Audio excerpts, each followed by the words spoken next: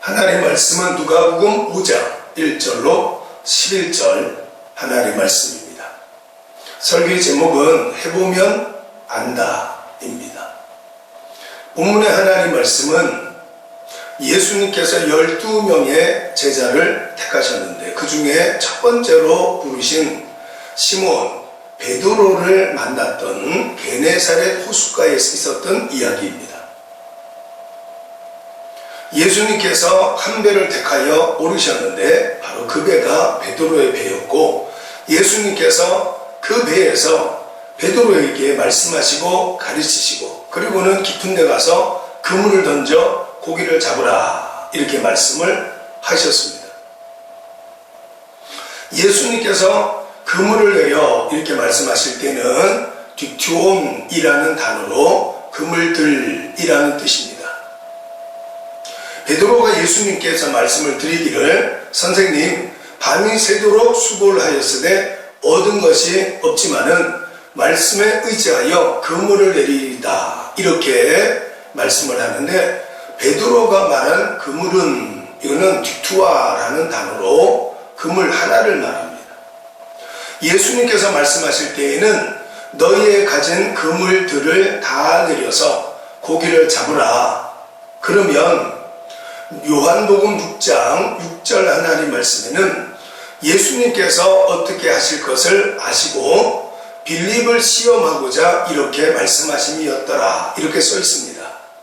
그러니까 그 요한복음 6장 하나님 말씀에는 벳세다 광야에 성인 남자 5,000명 여자와 어린아이들이 모였는데, 제자들이 말하기를, 선생님, 이제는 날이 저물었고 밤이 되어져 가니까 사람들을 집으로 돌아가게 해서 음식을 먹게 해야 되겠습니다 라고 말씀을 드리니까, 예수님께서 어떻게 하실 것을 알고 계시면서 빌립을 시험하기 위해서 너희가 먹을 걸 주라 이렇게 말씀을 하셨습니다. 예수님께서 모든 것을 알고 계시고 베드로를 향하여서 너희의 가진 그물들을 깊은 데 가서 내려서 고기를 잡으라 이렇게 말씀하실 때에는 이미 깊은 바다에 물고기 떼를 준비하고 베드로의 그물 전부를 채우기 위해서 예수님 말씀하셨는데, 베드로는 어젯밤에 밤이 새도록 수고를 해봤지만 고기를 잡을 수가 없었던 것을 알고 있었고, 그래서 밤이 새도록 수고를 하였지만 잡은 것이 없습니다. 그렇지만 말씀을 의지해서 그물을 내리겠지만 하나만 내려보겠습니다 이런 뜻입니다. 그래서 그물 하나를 내렸더니 거기에는 자기의 가진 그물을 다 내렸을 때 잡을 수 있는 물고기 떼가 준비되어져 있었던 겁니다.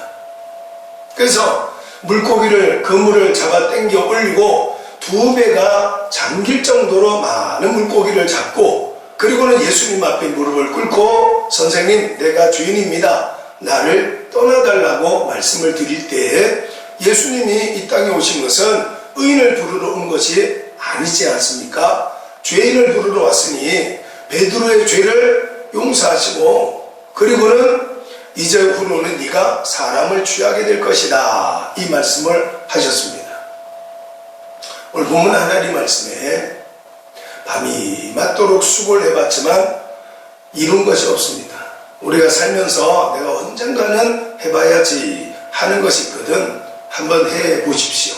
하나님의 말씀을 따라서 내가 한번 순종을 해보면 내 경험, 내 이제까지 살아왔던 과정이 어떠하든지 간에 하나님의 말씀을 따라 한번 해보면 홍해가 갈라지는 것을 경험하게 되고, 한번 해보면 죽은 나사로도 살아나는 하나님의 귀하신 역사가 지금도 일어나는구나 하는 걸 알게 됩니다. 저는 목회하는 동안에 교회가 어느 교회든지 다 하나님께서 일하신 간증이라는 게 있습니다. 우리 교회도 마찬가지로 대한항공에 근무를 하던 한 분이었는데, 이분이 후두암에 걸렸습니다. 그래서 후두암에 걸려서 수술을 하면서 숨을 쉬기 위해서 이렇게 목에 구멍을 뚫어서 꺼즈를 대고 남들이 볼 때 무서워하니까. 그래서 혐오스럽지 않도록 여기 하얀 꺼즈를 대고 반창고를 붙이고 교회를 나오셨는데, 이분이 하루는 목사님, 교회 병원에서 다시 재발을 해서 전신에 암이 전이가 되어서 3개월을 넘기지 못하고 죽을 거라고 진단을 했다고 저에게 말씀을 해요. 근데 제가 마음에 그 말을 듣는 순간에 제 마음에 이렇게 문득 떠오르는 말씀이 한 구절이 있었는데, 요한복음 15장 2절 말씀이었어요. 요한복음 15장 2절 하나님 말씀에는 예수님께서 말씀하시기를 가지가 나무에 붙어 있으면 절로 열매를 맺느니라, 이 말씀을 했어요. 그러면서 열매 맺지 않는 가지는 제하여 버리겠다고 예수님께서 요한복음 15장 2절에 기록하고 있습니다. 그러면서 8절 하나님 말씀 보니까 너희가 많은 열매를 맺으면 하늘에 계신 아버지께서 영광을 받으실 것이고 너희가 내 제자가 되리라, 이렇게 예수님께서 말씀하셨어요. 그러니까 예수님과 하나님은 우리가 하나님의 기뻐하시는 일들을 하는 것을 좋아하신다는 거예요. 그래서 제가 그분에게 집사님, 성경 하나님 말씀에 죽지 않으려면, 가지가 나무에서 잘려지지 않으려면 열매를 맺으면 된다고 하셨습니다. 집사님, 죽고 싶지 않거든 열매를 맺으세요. 제가 이렇게 말씀을 드렸어요. 그랬더니 이분이 그 바로 다음날쯤에 화요일 수요일쯤에 우리가 신방을 갔어요. 이분이 어디 계셨냐면은 포천에 있는 한 실버타운에서 생활하고 계셨는데, 거기에 우리가 성도들과 함께 신방을 갔습니다. 신방을 가서 그 요양원의 주차장에 제가 차를 대고 돌아섰는데, 이분이 목사님 그렇게 하고 저 먼지에서 소리를 치면서 저를 불렀어요.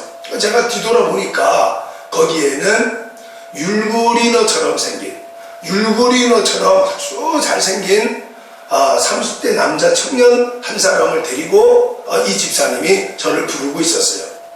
열매 맺으면 자기가 죽지 않는다는 사실을 믿음으로 받아들이고, 그리고는 한 청년을 전도해서 데리고 온 겁니다. 그 모습을 보는 순간에 제가 가슴이 철렁 내려앉았어요. 저는 하나님 말씀을 대언하는 자지 않습니까? 그래서 마가복음 16장 20절 하나님 말씀에는 제자들이 두루 나가 하나님 말씀을 전파할 때에 예수님도 함께 하시어서 따르는 표적을 통해서 말씀을 확실히 증언하시니라, 이렇게 기록되어져 있습니다. 설교자는 내가 그 하나님 말씀을 설사 지킬 수가 없다 할지라도, 내가 하나님의 말씀에 견주어 볼 때에 거룩한 자가 아니라 할지라도 성령 하나님께서 감동하시는 대로 하나님 말씀을 선포해야 될 사명을 갖고 있습니다. 그래서 제가 하나님 말씀을 열매 맺는 가지는 제하여 버리지 않는다고 말씀을 전해줬더니, 바로 그 집사님이 그 말씀을 들을 때에 로마서 10장 17절 하나님 말씀에 믿음은 들음에서 나고 들음은 그리스도의 말씀으로 말미암았느니라, 이렇게 말씀하신 대로 말씀을 들을 때 믿음이 왔고, 그 말씀을 따라 순종을 했더니 야고보서 2장 22절 하나님 말씀에 네가 보거니와 믿음은 행함과 함께 일하거니와 행함으로 말미암아 믿음이 온전하게 되느니라, 이 말씀을 했습니다. 하나님의 말씀을 듣고 마음의 믿음이 아무리 생긴다 할지라도 그 말씀대로 하나님이 하라는 대로 하지 않으면 아무 일도 일어나지 않습니다. 그래서 그 말을 제가 전도해갖고 온 것을 보고 그 다음날부터 새벽 예배를 드리며 제가 기도가 간절해졌습니다. 하나님 말씀 열매 맺으면 제하여 버리지 않는다는 말씀을 제가 깨닫고 그분에게 말씀을 전달을 했더니 그분이 죽지 않기 위해서 열매를 데리고 왔습니다. 하나님, 이제 정말 고쳐주셔야 되겠습니다. 그렇게 하고 열심으로 기도하기 시작했습니다. 그 다음 주일날, 그때가 12월 29일, 12월 29일 그 해의 마지막 주일 예배를 드리는데 역시나 포천에서 1시간 운전을 해서 교회 왔습니다. 그래서 교회 와서 예배를 드리는데 예배를 마치고 그렇게 하고는 제가 손을 놓고 안수하며 기도했습니다. 예수님께서 채찍에 맞음으로 너희가 나음을 입었느니라 말씀하셨으니 하나님, 예수님께서 당한 고난이 헛되지 않도록 하나님 우리 집사님 깨끗이 치료해 주시옵소서. 그렇게 하고 기도하는데 요한복음 16장 24절 하나님 말씀에 지금까지는 너희가 내 이름으로 아무것도 구하지 아니하였으나 구하라 그리하면 받으리니 너희 기쁨이 충만하리라. 이런 말씀이 있습니다.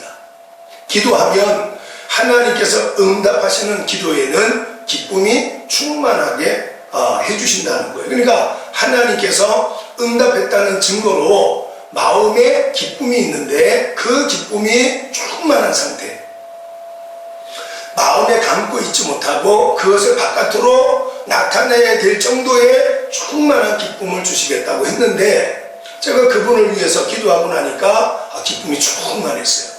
그래서 제가 그분에게 집사님, 오늘 우리 기도 하나님께서 들으셨습니다.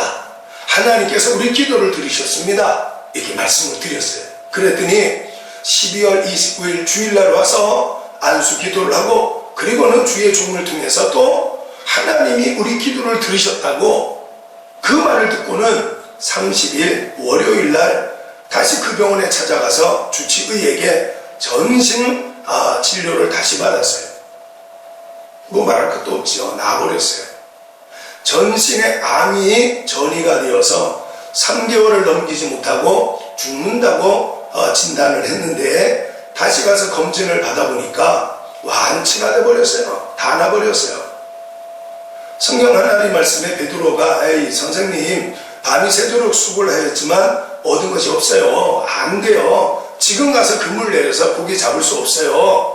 근데 오늘 여기 본문 하나님 말씀에 5절에 이렇게 말씀하고 있죠. 시몬이 대답하여 이르되 선생님 우리들이 밤이 새도록 수고를 하였으되 잡은 것이 없지만은 말씀에 의지하여 내가 그물을 내리리다 하고 그렇게 하니 고기를 잡은 것이 심이 많아 그물이 찢어지는지라. 이렇게 기록되어져 있습니다.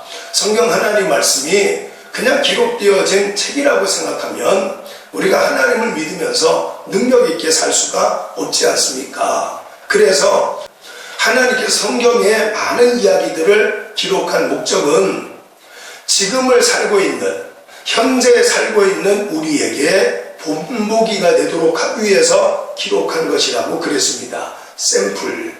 성경 번역에서는, 영어 번역에서는 샘플이라고 번역했어요. 그러니까 샘플로, 롤모델로 하나님께서 성경에 많은 인물들을 기록해 놨다는 거예요. 그러니까 우리가 하나님의 말씀을 따라서 순종을 하면 그 하나님 말씀대로 하나님의 응답이 이루어져요. 그런데 이것이 성경에 기록되어져 있는 모든 말씀을 다 지켜라는 게 아니라 성경을 읽다가 보면 이런 말씀이 있구나, 이렇게 그렇구나 이렇게 깨달아질 때가 있어요.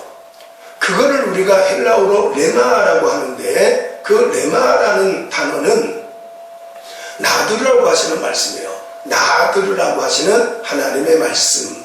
예를 들어서 놀이터에 어린아이들이 앉아서 소꿉장난을 하고 있습니다.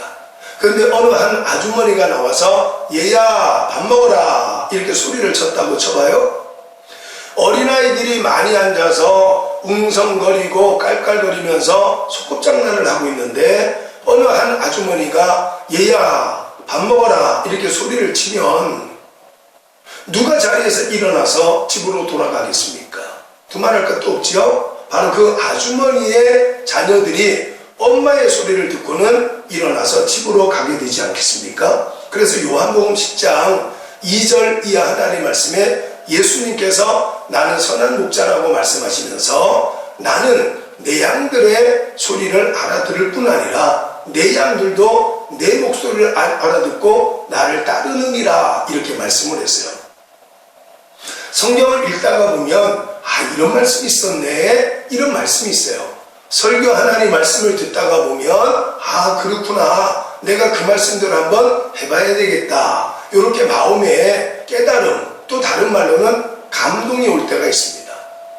그 말씀 따라서 실천을 해보면 하나님께서 살아계시고, 또 그 하나님 말씀이 어쩌다 보니까 깨달아지거나 어쩌다 보니까 그런 말씀이 있구나, 이렇게 감동을 받은 게 아니라 하나님께서 성령을 통해서 요한복음 14장 26절 하나님 말씀에 보혜사 성령 하나님께서 너희에게 오시게 되면 예수님 말씀하신 것이 내가 너희에게 말한 것을 가르쳐서 알게 할 것이고 또 생각나게 할 것이다, 이렇게 말씀을 했어요.